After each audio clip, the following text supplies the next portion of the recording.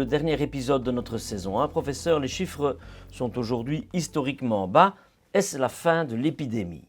C'est probablement pas la fin de l'épidémie, c'est probablement la fin des gros problèmes.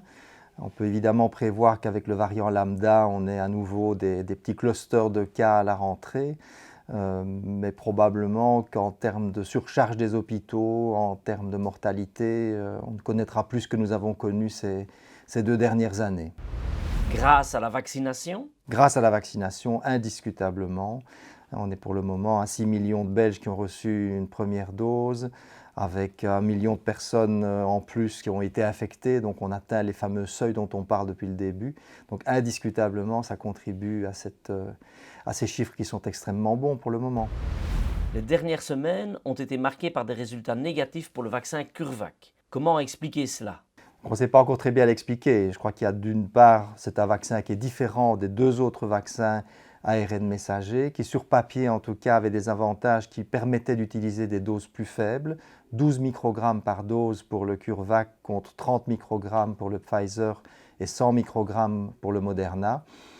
Manifestement, est-ce que cette dose n'est malgré tout pas suffisante?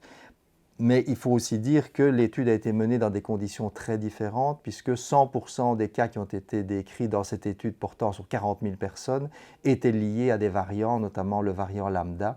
Il faut savoir que c'est une étude qui s'est déroulée en partie en Amérique latine, où le variant lambda est très prévalent. Et par ailleurs, l'efficacité assez médiocre de 47%, c'est toute forme confondue. Moi, je n'ai pas encore en ma possession la protection vis-à-vis des formes sévères. Et on sait que pour tous les vaccins, l'efficacité est heureusement meilleure sur les formes sévères que toute forme confondue. Donc probablement qu'il y a un peu des deux. Probablement que c'est un vaccin qui déçoit par son efficacité intrinsèque. Peut-être qu'il faudra augmenter la dose. Mais aussi la conjoncture, je dirais, était différente de celle des études de l'automne dernier où il y avait un match presque parfait entre le vaccin et les souches qui circulaient à ce moment-là. Et quel sera l'impact pour la Belgique? Clairement, je pense qu'on ne va pas vacciner avec le CureVac, du moins dans ces modalités-là. Donc, il y a probablement des négociations qui devront se faire avec la firme. Je sais que la firme est en train de mettre au point un vaccin adapté, modifier les doses. Donc, tout ça va prendre plus de temps. Je crois qu'il faut alors plus le positionner pour une prévention contre les variants, mais à plus long terme. La vaccination des jeunes est en débat chez nous. L'étude scientifique que votre service a réalisée dans une école du Sartillement et qui est en cours de publication est-elle de nature à mieux comprendre la transmission du virus par les jeunes et partant leur nécessaire vaccination? C'est ça, donc c'est un article de mes collègues, Christelle Meurice et Gilles Darcy, qui montre bien évidemment la participation des jeunes dans la dynamique de l'épidémie et donc la nécessité de les vacciner. Ils font partie de la même épidémie, ils ne sont ni plus ni moins contagieux, mais il est clair que si 0% des jeunes sont vaccinés, ça constituera toujours un foyer à partir duquel de petites épidémies peuvent ressurgir, ce que nous ne voulons évidemment pas. La Belgique semble réticente. Voilà, maintenant les données disponibles montrent que le vaccin est tout à fait sûr chez les jeunes, en tout cas à partir de 12 ans. Et donc indiscutablement, c'est quelque chose qui devra être mis en place si on veut vraiment complètement contrôler l'épidémie. Nous arrivons à des seuils de vaccination de plus en plus importants. Quels sont les risques d'une 4e vague après le brassage de l'été? Pour le moment, on voit en France, dans certaines régions de France, on voit en Angleterre que le variant lambda devient majoritaire. Mais ce qu'on a en Angleterre, par exemple, c'est que c'est uniquement chez les non-vaccinés. Donc manifestement, la vaccination protège des formes graves, même vis-à-vis du variant lambda, et les cas hospitalisés liés au variant lambda sont chez des non-vaccinés. Donc il y a en effet une possibilité de nouveaux cas à la rentrée, mais c'est une sorte de course de vitesse entre la vaccination et le variant, sachant également que les mesures barrières sont petit à petit dissipées. Donc c'est une dynamique qu'il est difficile de prévoir puisque plusieurs facteurs concurrents se mettent en place, mais je suis optimiste puisque toutes les données suggèrent que les vaccins que nous avons protègent des formes graves liées à ces variants. Vous partirez en vacances, professeur? Je partirai en vacances, pas très loin, je partirai en vacances en France, bien évidemment. Je crois que pour le moment, il est important de bien choisir les pays dans lesquels on va, indiscutablement.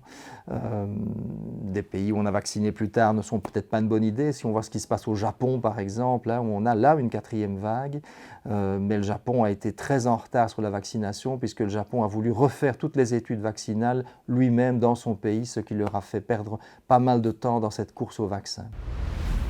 Il y a lieu de bien consulter les cartes sanitaires pour choisir les pays de destination? Il faut consulter les cartes sanitaires, comme on l'a toujours fait pour d'autres maladies infectieuses, bien évidemment, quant au type de précautions à mettre en place pour avoir de bonnes vacances. C'est la spécialité du docteur Philippe Léonard. Absolument. Les vacances sont à nos portes. Docteur Philippe Léonard, vous êtes le responsable au CHU de Liège de la médecine des voyageurs. Y a-t-il des pays à recommander ou à éviter? Effectivement, je pense qu'il faut rester attentif à l'épidémiologie et suivre les directives du ministère diplomatie.be. Avec l'arrivée du certificat électronique Covid européen, ça va ouvrir la porte à partir du 1er juillet à des voyages en Europe dans des zones à faible ou moyen risque. Et je pense que ça va permettre effectivement de se changer les idées. Et par contre, les voyages non essentiels hors Europe restent non recommandés par le gouvernement belge. Y compris les zones rouges européennes. Alors, on peut se rendre en zone rouge européenne. Il faudra cependant faire attention aux directives du pays dans lequel on se rend, parce qu'il y a la nécessité d'avoir le certificat européen, mais parfois il peut y avoir d'autres exigences, donc ça il faut bien se renseigner avant de partir. Mais ce que ça va conditionner, c'est ce qu'on va faire au retour. Donc en retour de zone rouge européenne, quelqu'un qui a le certificat Covid électronique ne sera pas obligé de faire une quarantaine. Par contre, quelqu'un qui n'aura pas le certificat devra faire des tests et éventuellement, en fonction du résultat des tests, faire une quarantaine. Faut-il se rendre en Amérique latine ou en Afrique? Je pense que ce n'est pas le moment, clairement. L'exemple du Japon pose question, qui plus est, en attente des Jeux Olympiques. Comment expliquer ce qui s'y déroule? La couverture vaccinale est insuffisante. 17% de la population a reçu au moins une dose de vaccin et 7% a une vaccination complète. Donc là, la couverture est loin d'être suffisante et explique l'importance de cette 4e vague. L'Euro de football laisse perplexe. Il y a des pays où les stades sont remplis et d'autres où les stades sont vides. L'Euro de foot est-il un baromètre de la situation sanitaire dans ces pays? Je pense que ça reflète un point important, c'est bien de voyager, de faire attention à la zone où on part, mais ça montre aussi l'importance de ce qu'on va y faire. C'est clair que si on part dans un pays pour faire la fête tous les jours, aller dans des boîtes de nuit, on s'expose à des risques de contamination et c'est plutôt là qu'est le problème en fait. Et vous-même, docteur, partirez-vous à l'étranger?